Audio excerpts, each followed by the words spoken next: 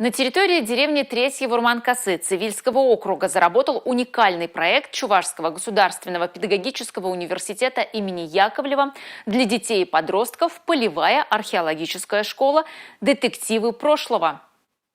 В 200 километрах к северу от деревни Третьего Урман-Косы Цивильского округа, по данным историков, в первом-третьем веках нашей эры было расположено уникальное городище, окруженное стенами, валами, рвами и, вероятно, погибшее во время военного штурма. Слой за слоем идет восстановление истории поселения по следам деятельности человека. Тут мы находили очень много разных вещей, такие как керамика, старые посуды, которая была разбита.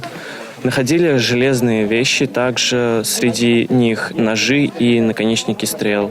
Находили грузила от ткацких станков. Каждый раз мы снимаем по 10 сантиметров культурного слоя и доходим до материка. Очень круто в этом лагере.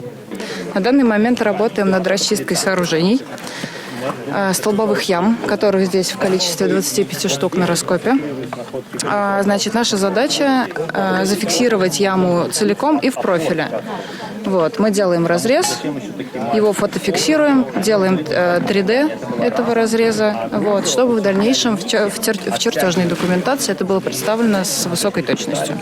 Сейчас в коллекции находок орудия труда, предметы вооружения, конского снаряжения, разнообразные украшения и детали одежды. Участники полевой археологической школы живут в палаточном лагере в течение 2 недель. Проект предполагает не только раскопки и работу в камеральной лаборатории, но и разнообразную образовательную и досуговую программу. Приезжают специальные лекторы, проводят мастер-классы, читают лекции, показывают фильмы. Сегодня, например, они лепят горшки.